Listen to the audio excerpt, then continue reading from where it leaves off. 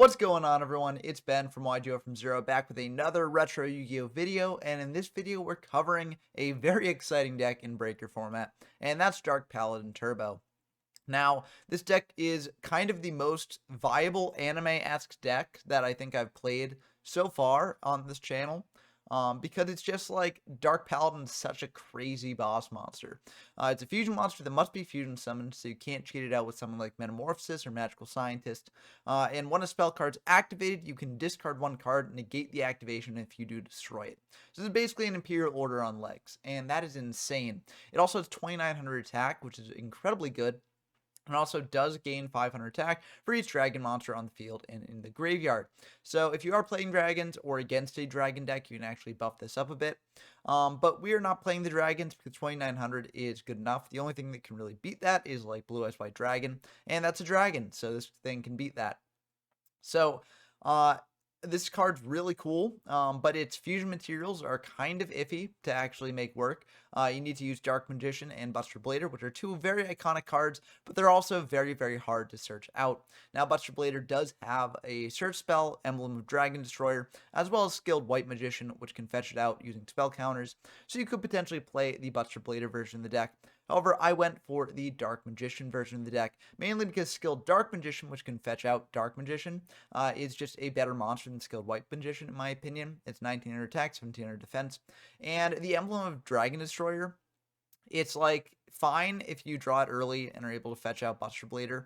But it kind of is just a brick if you draw your copy of Buster Blader.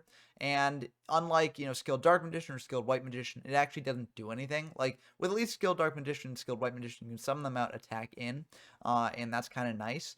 But Emblem of Dragon Destroyer is just a spell that searches Buster Blader. Doesn't really do anything beyond that. So that's why we're going for the Dark Magician line instead of the Buster Blader line. You could definitely go for the Buster Blader instead.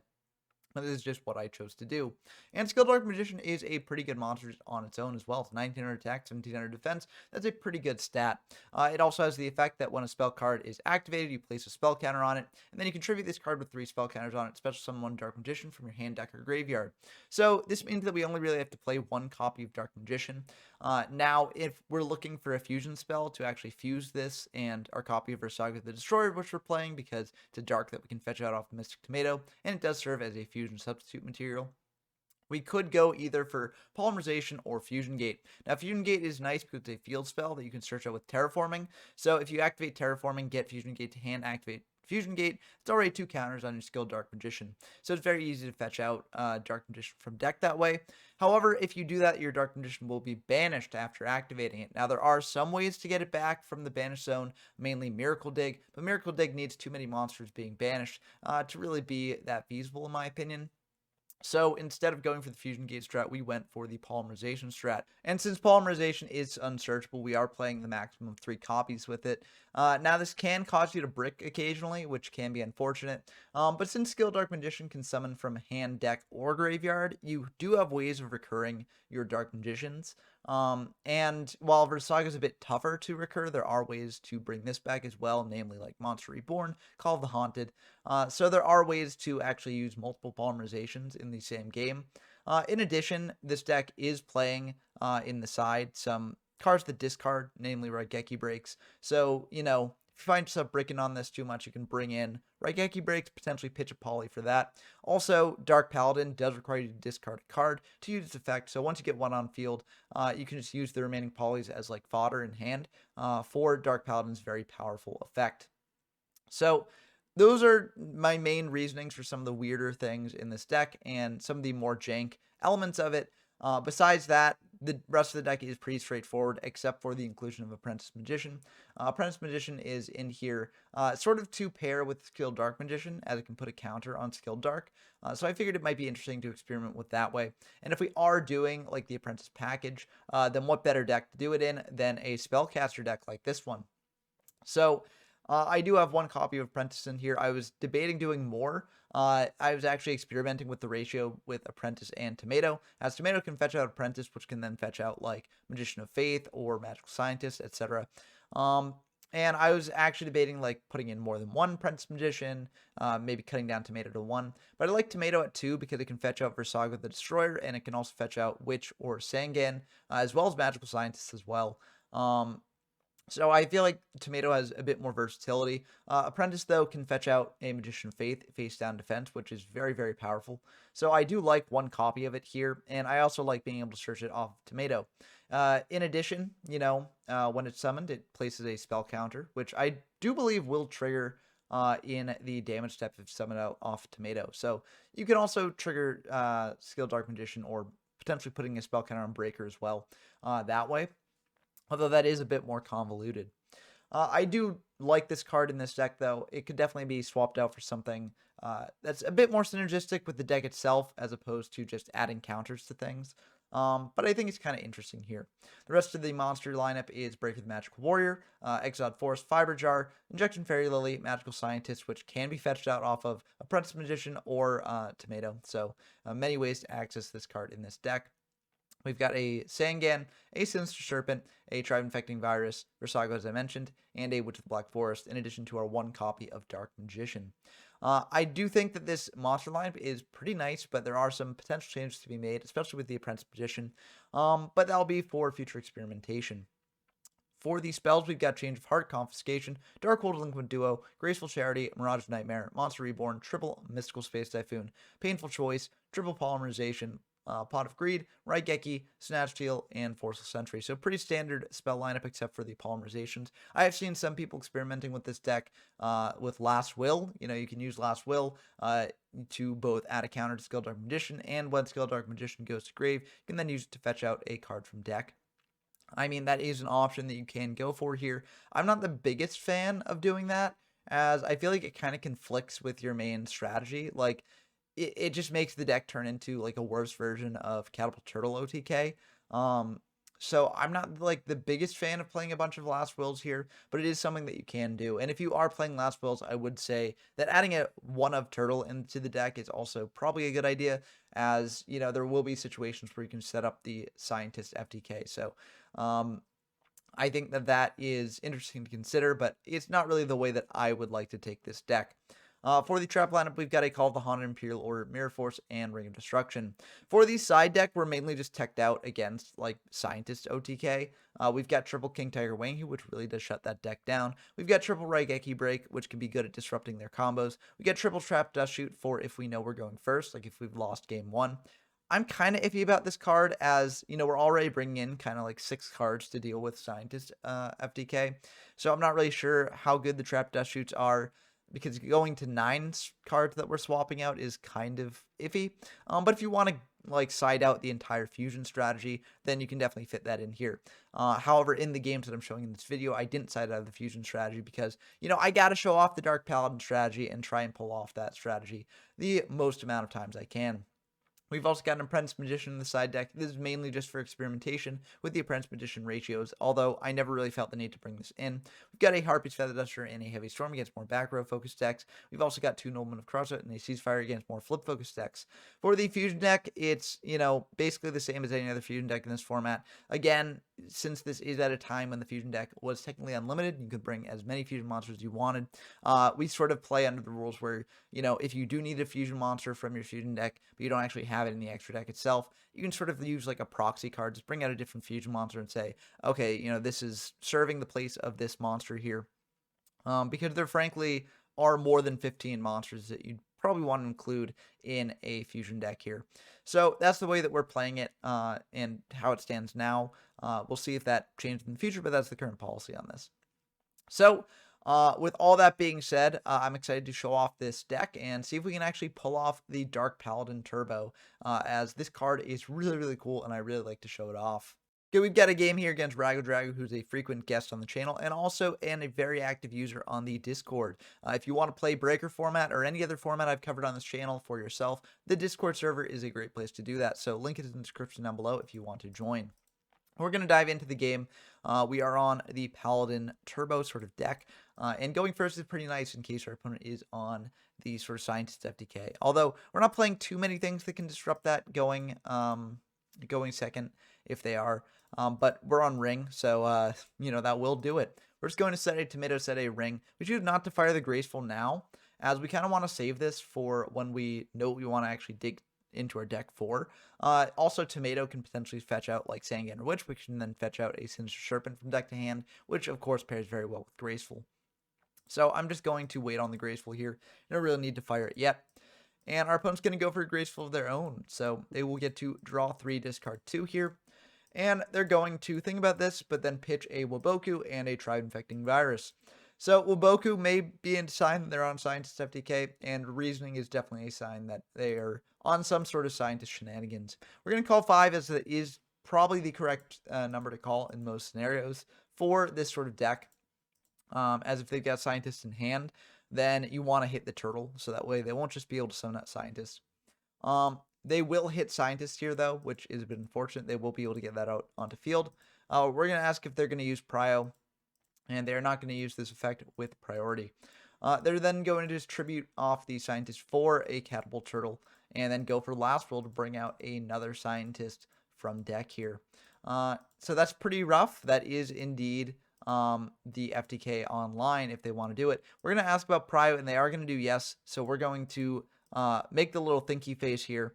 In the future, I'm going to actually stop doing the thinky face and just type like in the chat because they don't see the thinky face and they just bring out Ryu Sentry right away.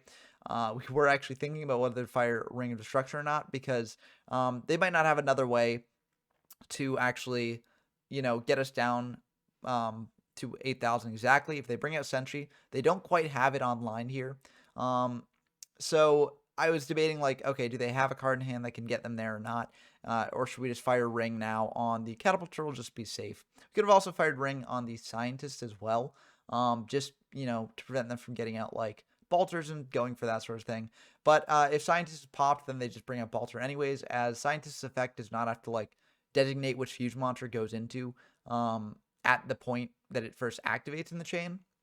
So they could have just gotten that out either way. So we want to go for the Catapult Turtle here instead. But, as is, we're still thinking about this. And, seeing that they bring out Sentry, we're definitely going to fire this now. But I think we would have probably done this either way, as I do think it's the safest option. Sure, they can bring out like Balter here, but they'd be able to do that either way. So there's no real risk to doing this now.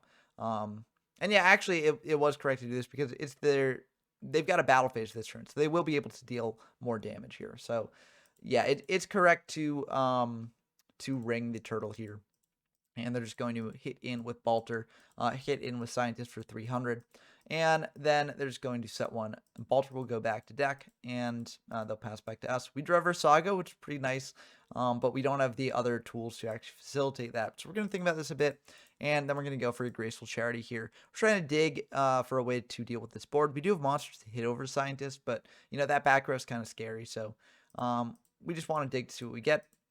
We do draw a Mystical Space Typhoon, which can deal with their back row. We're going to pitch an Exiled Force and a Skilled Dark Condition. This does kind of reveal what we're on, which is a bit unfortunate, but hopefully they won't read too much into the Skilled Dark. We're going to fire MST on their back row. It is a ring, so I'm glad that we did that. And now we're just going to bring out a Lily, go for a lot of damage here, because we'll pay the 2,000, it'll bump up to 3,400, and they'll take 3,100 from that. We're going to set this Mirror Force, pass back to them. It might have been a little bit risky to bring out Lily in this way. If they've got a way to remove our back row and then take control of our Lily, then we do just lose the game. Or no, we don't lose the game. Yeah, okay, I was mixing up our life points. It's still pretty risky, though. If they've got another monster in addition to the Lily, plus a way to deal with the back row, plus a card to take Lily, then we do lose. And while that's unlikely in a hand of 3 cards, it's definitely possible in some configurations. So it's a bit scary. They're just going to set one, though, and I feel good about that. We're going to fire Change of Heart here, take control of their monster. It was a Sandgame, but it won't matter because that will be the end of the game. So game 1 went pretty well there. We didn't really get to show off the Dark Paladin side of things, but against a deck like Scientist FTK, you oftentimes don't have time to actually do that. So we're going to side out a lot of cards here, bring in the Triple Winghu, Triple Raigeki Break. We're going to side out things like, Apprentice Magician. I think we also side out the Double Tomato as well, as the Scientist deck isn't really going to be attacking that often, and if it does, it will probably have Balter. We're going to side out Fiber Jar as well, side out Exiled Force. And I think the last card we side out, we don't side out any of our Fusion package. I'm trying to remember what the last card we side out is. It's another one of those more slow cards that don't really help us much in this matchup here. But I forget exactly what that was. I should have taken better notes on what I cited out. But 5, 6 isn't bad. I'm still improving on that aspect of these videos every time. If you see more improvements for these videos that you want to suggest, then let me know down in the comments below. But our opponent is going to be going first here, so they might just open the FTK either way. They're just going to set one, set another, fire card destruction, which is a bit rough. That was a really good hand, and this will likely be able to draw them into more stuff. And we draw a pretty good hand to replace the one we just lost, but the game might be over here either way. They've got Reborn. They're going to fire this Cannon Soldier, dealing 500, and they've got Scientist, and I presume a Last Will here. And yep, that is indeed a Last Will they've got set. So that will indeed be the end of the game, as this is more than enough to kill us with the Scientist FTK. So, that happens in this format. Scientist FTK is running around. But honestly, I find Scientist FTK really cool, so I never really mind when I do lose to it. Although, it definitely does affect some people. Some people really, really don't like that sort of thing. So I understand it if this format isn't for you. But hopefully we'll be able to beat the Scientist FTK in Game 3, given we are going first here. When we draw Wang Hu, which is one of the best things we can draw in the opener, we're just going to summon out Wang Hu, set an MST, pass back to our opponent. Maybe should have also set like a Polymerization as, potentially a bluff. If they've just got an MST in hand to deal with our back row, then we'd like them to not just blind fire it on an RMST, as there are some things that can cause us problems here. But, I think this is ultimately fine. The instances where the MST comes up are kind of rare. So, I think it's ultimately fine just to set that. They're going to Raigeki the Wang Hu, though, and then go for a Graceful. So things are not looking the best for us here. But we do have the MST to deal with if they've got, like, Premature Burial for one of their monsters in Grave. So they're going to go for Reasoning. We call 5. They do hit Breaker. That Catapult Turtle was accidentally, a misclick. That happens. But Breaker will get summoned to field. It will not get the counter because it was not a normal summon, so they won't be able to pop our back row right now. And now they're going to go for a Cannon Soldier. This will be a fair amount of damage, but we're not dead here, which is pretty nice. So they're going to hit in for 3,000, and that's kind of unfortunate. But, as long as they're not killing us, we feel pretty good about that. They're going to set one, and we're just going to fire this MST here preemptively. Clear that away. It's a Mirror Force. We draw Raigeki, which is pretty nice, but I actually think we can just deal with this board as is. We're going to summon out this Skill Dark Magician, Reborn our Wang Hu. That'll be 1 counter on Skill Dark. And we're going to think about whether we want to just fire the Raigeki and get in a lot of damage here. So we do the math real quick. This will be 3,600 damage to them if we do fire the Raigeki. That'll put them down to 4,400. That means that if they do assemble Scientist and Turtle on field, that'll be 4 activations of Scientist. That still will be at the end of the game here if they manage to pull that off. So I just choose to save the Raigeki in hand, as I figure it won't really matter because we're not dropping them below any certain damage thresholds. I would put them on a clock. But I feel like it's ultimately fine just to save the Raigeki for later. They've also got just 2 cards in hand, so it's very unlikely that they'll be able to pull off the FTK from this position. So we're going to set the Poly as a bluff here, as it looks like this game will be over before we can actually pull off our Paladin Turbo thing here. They're going to go for a Premat on the Breaker, as that is the only thing that they can actually get that will, not pop itself here.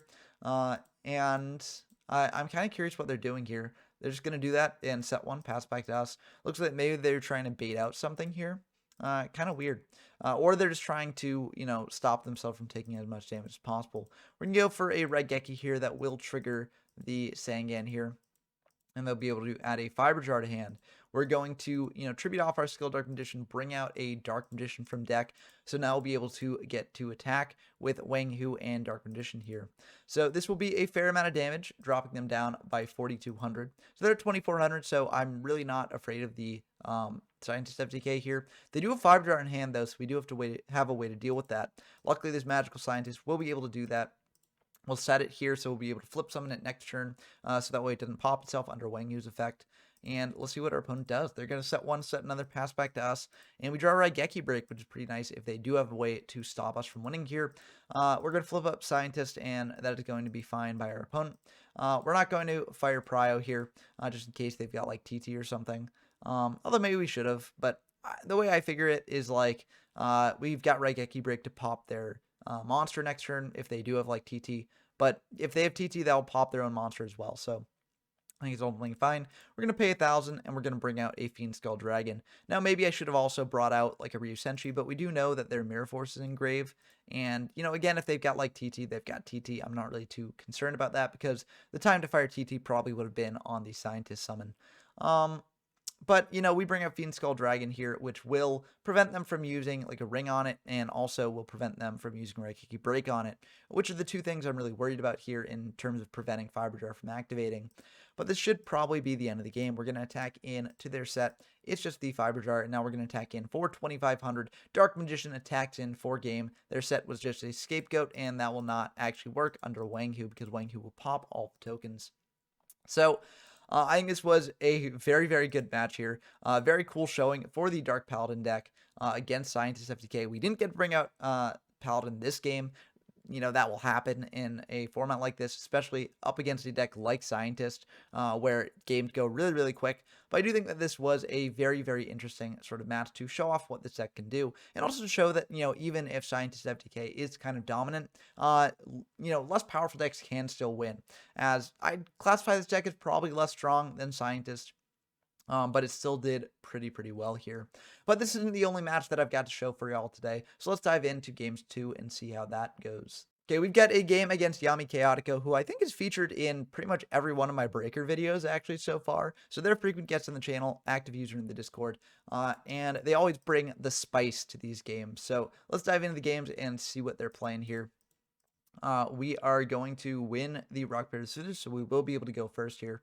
And this is a pretty good opener, if I do say so myself. We can just set the Sangan, set Imperial Order, and set Mystical Space Typhoon, pass back to them. We could have just set the IO and, not done anything more than that, as IO should be enough. But, I kind of want to bait out the Harpies. If they do have Harpies plus, MST, then, it's a 2 for 2, basically, and I'm fine with that.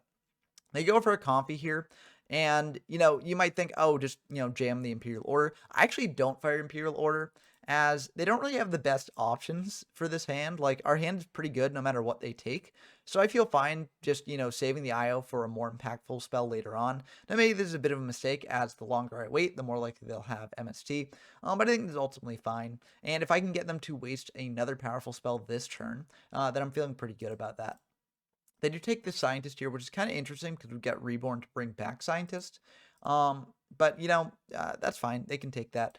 I feel pretty good about this either way still. They're going to bring out Luster Dragon, which means that they might be on a sort of dragon deck, which is pretty cool. We're going to use Sangan to search out this Sinister Serpent here for our Tribe Infecting Virus, which is pretty nice. They're going to set 2, pass back to us. We draw Graceful Charity, which, we get Graceful Charity plus Serpent. That might be better to fire this on than the Tribe Infecting Virus, although maybe that's a bit greedy. But if we bring out Tribe Infecting Virus, pitch Serpent, pop Luster Dragon, and they've got more Luster Dragons, we don't really have a way to deal with that. So I'd rather go for Graceful Charity first. Maybe that draws us into a way to deal with it. They've got IO, we've got MST, so we'll just pop the IO. We'll draw 3. Think about this a bit, and we're going to pitch the Serpent plus the Skill Dark Magician. Now, Skill Dark Magician could have crashed into the Luster Dragon and dealt with it that way, but we've also got Ring of Destruction here to deal with it. And Magician of Faith, it's just so good getting back the Graceful Charity here. So we're going to set a ring, set the Magician. They're going to hit in to our Magician of Faith. We will be able to get back that Graceful Charity. Next turn, we're getting back Serpent in the standby phase. They're going to set 1, pass back to us, and then in standby, we are going to add that Serpent back to hand here. We're going to go for Graceful. We know that they don't have IO anymore, so we don't have to worry about that. And we draw into a Breaker, which is pretty nice. They'll be able to deal with their Luster Dragon potentially. And we also draw into another Skill Dark, which we will discard again. So we are going to think about exactly what to do here. We're going to bring out this Breaker, and we're going to just fire Forceful, just see what they are going to do here. See what they've got cooking. And we see that they've got Buster Blader and Luster Dragon here. So we're just going to take the Luster Dragon that can actually do something. So shuffle that back into the deck, and now we know whether to, crash into their monster or just pop one on their back row and use something like Raigeki instead. So we are just going to pop one on their back row. We hit a Raigeki, which is pretty nice to see. We're going to fire a Raigeki on their Luster and just hit in with Breaker, as we know that they don't have another monster here to punish this. So we're just going to pass back to them. They will fire a Pot of Greed. We've got IO. Unfortunately, they do have an MST here. Again, this is what I was mentioning earlier, where this is kind of the risk of going for the IO. at a later point rather than just on that initial confiscation. I think this is ultimately still fine. They're going to set one, pass back to us. We add back that Serpent to hand. We go for Reborn here, targeting Scientist. Now we can bring out like Dark Vaulter and hit over their set. That is what we're going to do. We're going to hit over that Witch. Its effect will be negated, and we'll attack in for 1900. We have Ring to protect the Scientist and the Breaker, so I feel very, very good about this. They're going to fire Dark Hole, though, so that will not protect our monsters, and then they're going to go for a Delinquent Duo, and that's ultimately fine. I feel like no matter what they take, we're still in a pretty decent position. The worst thing for them to take would be Tribe Infecting Virus. As they take that, we actually don't win next turn. If they don't take that, then we just do, because we've got Tribe plus Ring. But, you know, that's a 1/3 chance they take it, and luckily they hit the Serpent, so we're just going to pitch the Dark Magician here. We draw Poly, which is, you know, kind of rough, but we've got Tribe, so we can just summon that out, attack in for 1600, and then main 2, we can just, you know, fire Ring on it, pop it, and deal 1600 more. So that will be the end of game 1. So unfortunately, we weren't able to bring up Paladin, and it looks like they're actually on a Paladin deck of their own with Buster Blader. Of course, they could just be on a Buster Blader deck. You know, it did get a search spell, as I mentioned earlier. And, you know, playing dragons, it could buff it up a bit more. But I think they're probably on a Paladin deck. So very cool to see the mirror here. We do, I think, side in Raigeki Breaks for it because, you know, Paladin is very, very annoying to deal with if you've only got spell removal because, you know, it can negate spell cards. So we want the Raigeki Breaks in here to pop the Paladin. And so we do side those in.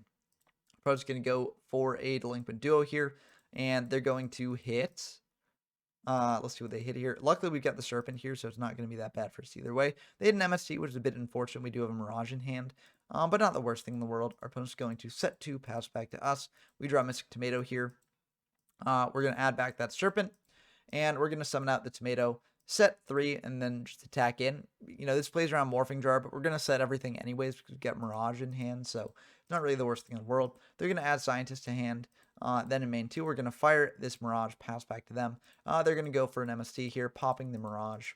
So they're going to bring out a Scientist here, which is a bit unfortunate for us. They can bring out like a Dark Balter and hit over Tomato that way.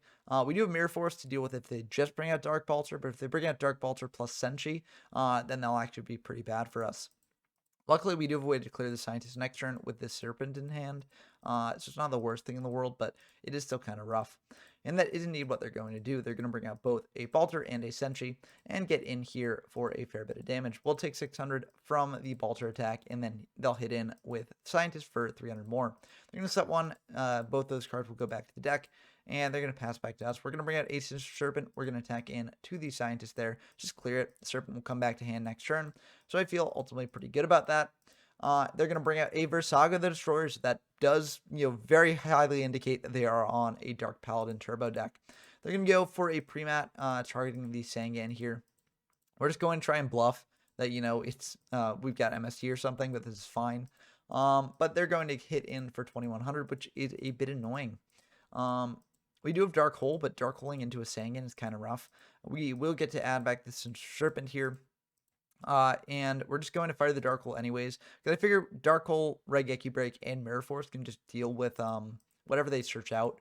So I feel like we've got enough removals to just go for this and let them get the search. We're going to set this Dark Hole here, pass back to them. They're going to bring in that Witch, and they're going to attack in for 1100. Maybe we should have set the Serpent here, either way. But, you know, I wanted to have the not the Dark Hole, I wanted to have the Raigeki Break online, in case they did something like Bring Back Scientist or something like that. As Bring Back Scientist going into Balter and hitting over the Serpent would be pretty bad. We do have Mirror Force again, but, you know, they could bring out Senshi again. So I didn't really want to play into that a bit. We have Dark Magician, though, which can be a good pitch off Raigeki Break because we can bring Dark Magician back from Graveyard with Skill Dark Magician. So I feel ultimately fine about this, about just setting the Serpent, passing back to them, and they've got a set monster there. Luckily, we do have Change of Heart. I figured the only reason they set a monster is if it's like a flip monster or something like that. It's Mystic Tomato, though. We're going to flip up the Mystic Tomato. We're going to summon out a Tribe Infecting Virus, and then we're just going to hit in. They've got like a Mirror Force here. We sort of went 2 for 2, so I'm fine with that. And if they don't, we can get in for a fair bit of damage. They're going to add a Tribe of their own, but Tribe can't actually deal with Tribe that cleanly because, you know, it's also an Aqua, so it'll destroy itself. So we're going to hit in for 1400 off the tomato here, dropping them down to 2300. Then we're going to go for tribe, pitching the serpent here, popping their mystic tomato, which is a plant. And then they're going to bring out a luster dragon. That's ultimately fine by us. They're going to attack in to our tribe. We're just going to fire the Mirror Force. We could have fired the Raigeki Break instead, but I feel like Raigeki Break is a bit more versatile. They're going to go for a Monster Reborn here, grabbing back that Mystic Tomato. Oh, they're going to change their mind and grab back the Witch instead. And that's ultimately fine. It's kind of annoying because, they'll get a search off that. But I think it's fine. We're going to think about this for a bit. We can just pop their Witch with the tribe and then get in for a fair amount of damage, which might be the correct thing to do. But it's a bit iffy. Yeah, we are going to go for the tribe, popping the Witch. They're going to search out a breaker here. Luckily, we've got Raigeki Break, so we'll be able to deal with it that way.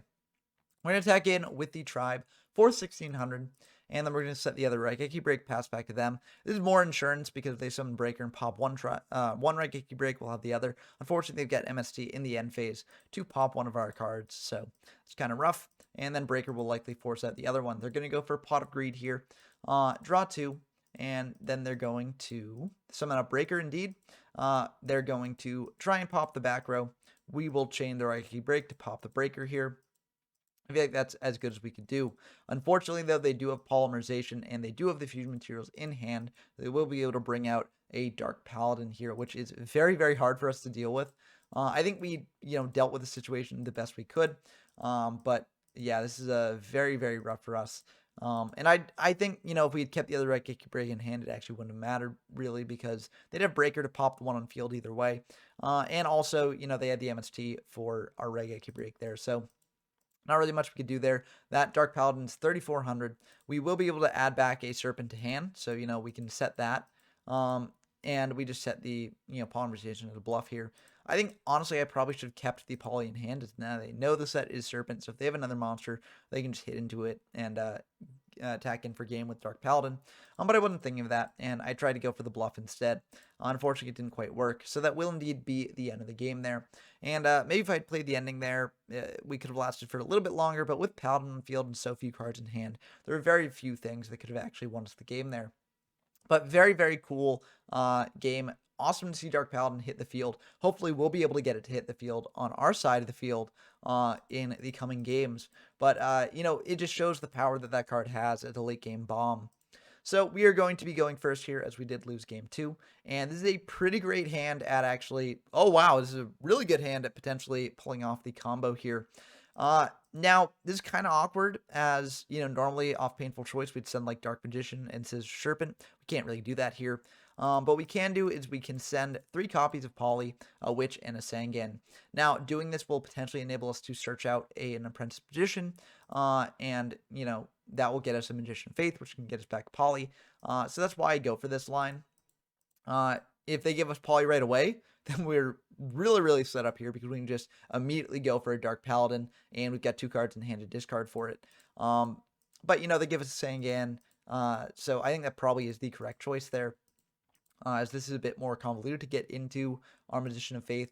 But, yeah, they're going to set 3, pass back to us. We draw another monster, so no back row here. We're just going to commit a Sangan to board, attack in. It's a Witch. They'll be able to search out a Versago. So they're assembling the pieces of their fusion combo here as well. We're going to attack in with Sangan here, pass back to them.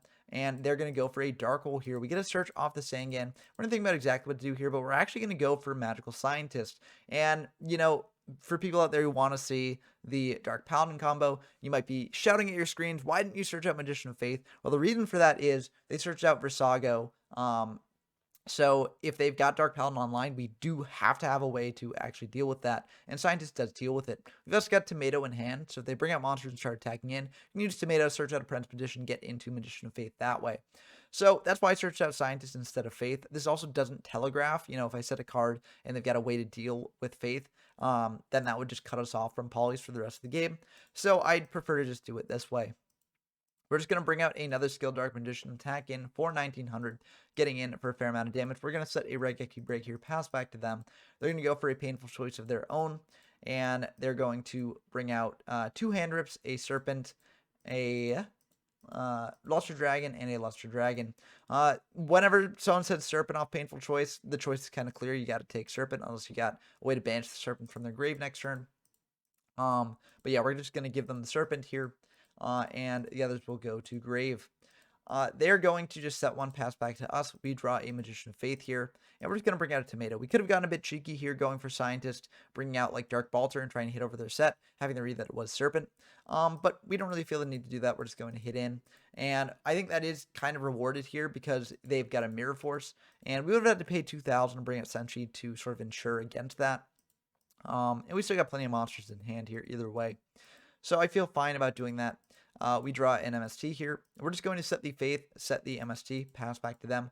And since they don't know that we have the Faith in hand, I feel like this is a pretty good time to do it, as they won't potentially use up like a Dark Hole or Raigeki on that. So I feel like this is probably the Faith that will have the most chances of actually being able to activate. They're just going to go for Graceful, pitch a Sangan and a TT, and then they're going to pass back to us. And we feel very good about this because now in the end phase here, we can just sort of stifle anything that they do here. We're going to go for an MST, target that back row there. We're going to go for a Kicky Break, target their other back row. And they're going to like think about like chaining here actually. Because their other back row is Imperial Order, which will stop the MST. But because we got lucky in which back row we targeted with the MST, we could have just Raigeki braked the IO when they changed it to it. So this move had the potential to backfire for us if we'd hit the wrong one. But luckily we hit the right one, and we were able to actually go for clearing their entire back row. And now we should be in a pretty good position here. We won't quite win the game this turn, but we'll get really, really close. So we're going to Magician of Faith, add back that Poly, go for Dark Paladin here. And they do have a double Luster Dragon engrave, so that will buff the Dark Paladin up to 3,900, which is a lot of damage. We're then going to bring out this Magical Scientist here, pay 1,000, bring out a Dark Balter the Terrible, and they're just going to admit defeat right now. We don't actually have lethal on board. We have 4,500 damage. Dark Balter hits into their set. Then Paladin, Faith, and Scientist hit in directly. They're going to also preemptively show us the contents of their hand. I mean, that's kind of unfortunate because we would have liked to see how this game would have turned out. But I don't think seeing the contents of their hand would really change what the correct choice would have been to do here. I think, either way, we keep the Call of the Haunted in hand because we want discard fodder for Paladin because we've got ways to deal with this board. Then we want to negate them with Paladin. So we'd rather have 2 negates than 1. And yeah, I think, even if we set the Call of the Haunted, I feel like we'd be in a pretty good spot here. We just need to get 600 damage in on them. So in the end phase, Balter will go back to the deck. They're going to fire Poly of their own, and Paladin will negate that. I believe this means that the Buster Blader and Rasaga will remain in hand here. So because Poly won't actually get to send them. But we actually make a major misplay here. We negate the Reborn with the Paladin, and I think that's a major flaw because there's no monster engrave that can actually deal with our board right now. So I think we should have just let them get back whatever they want to get back with Reborn here, and I feel like we would have just been able to win the game that way. But if they drew like a Raigeki or something or had that in hand, then that'd be pretty bad for us here. But luckily, it seems like they did not, so that will just be the end of the game.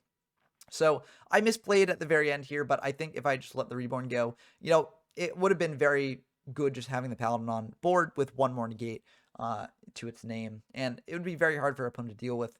So I feel like, getting this thing out on field, if you've got enough cards in hand, it's just, it wins the game for you. And that's really, really cool to see. There are ways around it, like with certain traps, like Destruction or, Mirror Force, Raigeki Break, etc.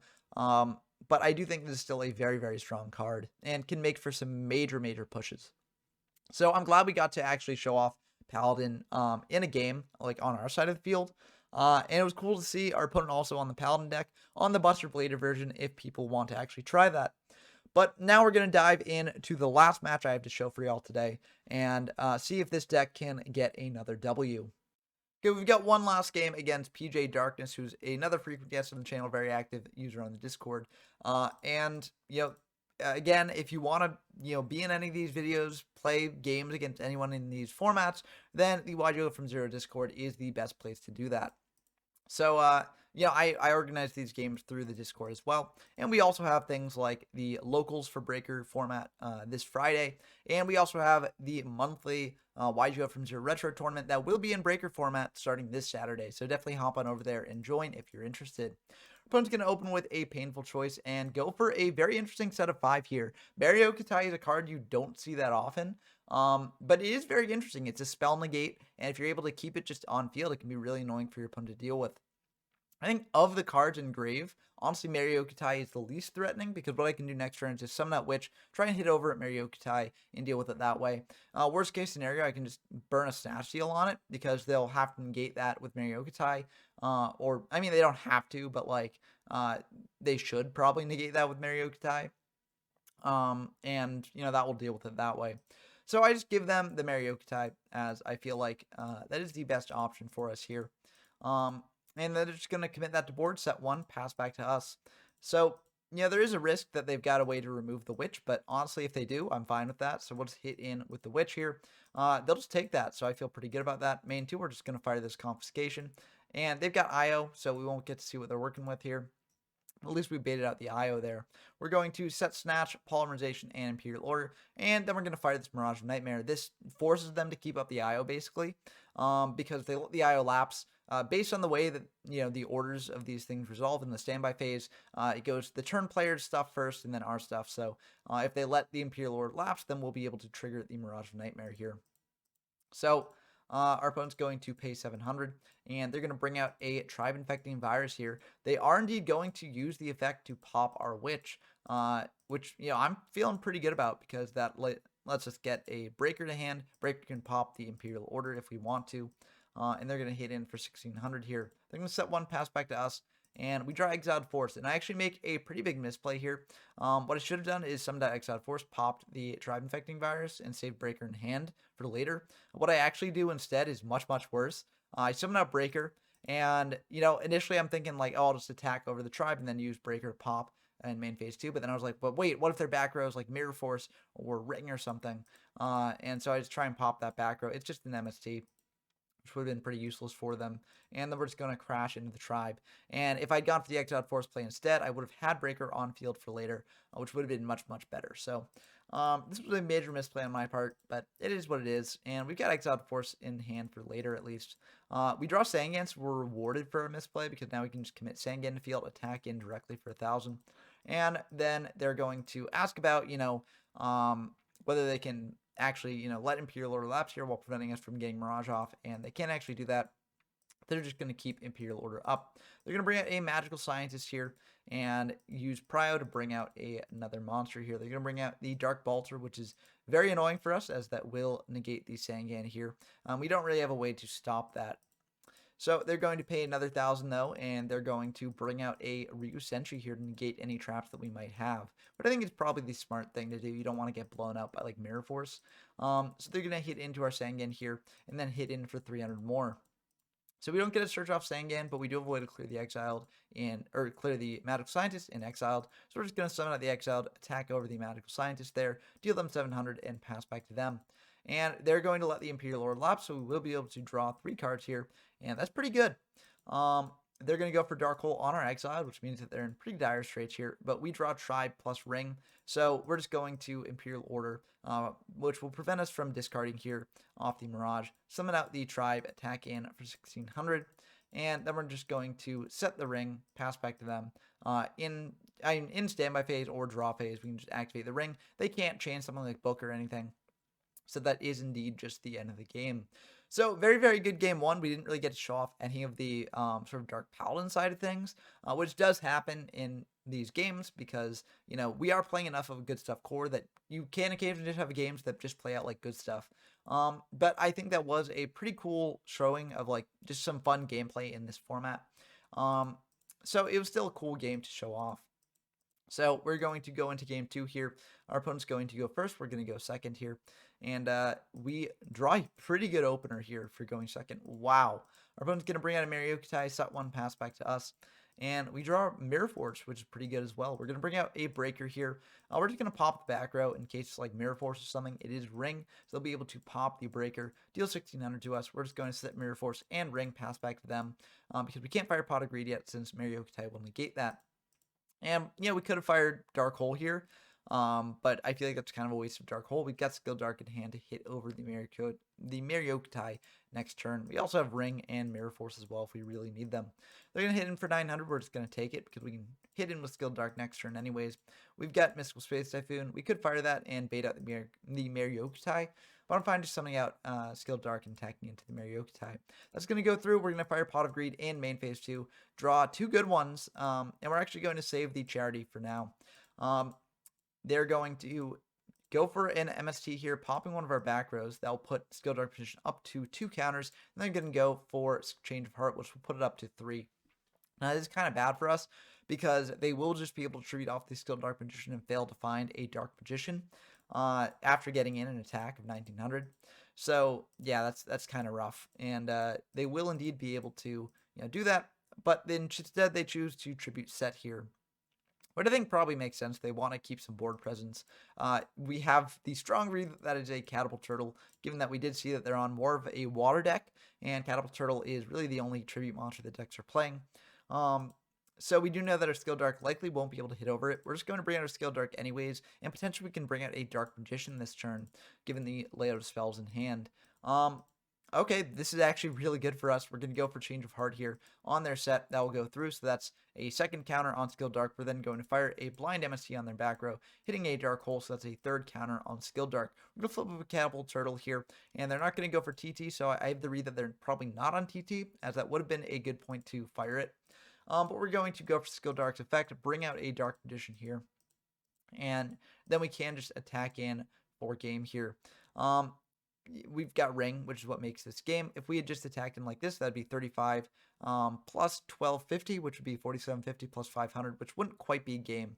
But the Ring will indeed make it so that will be enough to be lethal here, because we can just attack him with Dark Magician, fire the Ring, and that will be the end of the game.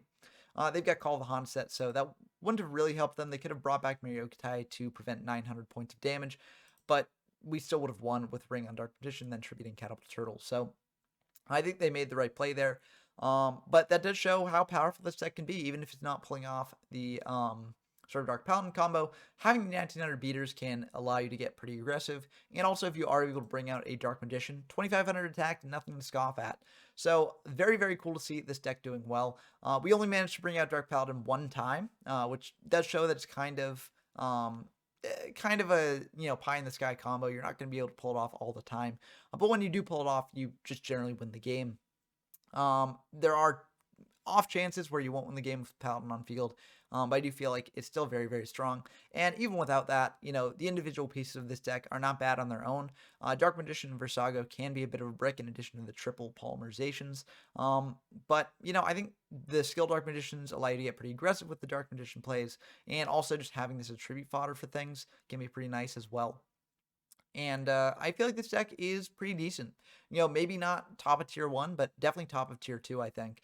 And I hope to see people experimenting with it more. Maybe going more all in on the fusion strategy, maybe playing like triple Versago, triple Poly. I don't really think that's the best way to build this deck, but it is a way you can go. I'm curious to see if people try it out. But if you enjoyed this video, definitely subscribe to the channel. We will be releasing a fair amount more of Breaker format videos, and also we'll be diving into later formats as well. So definitely stay tuned. And if you enjoyed the video, definitely leave a like as well. And definitely let me know what you think about this video and this deck in the comments down below. But until next time, I've been Ben from YGO from Zero, and I'm signing off.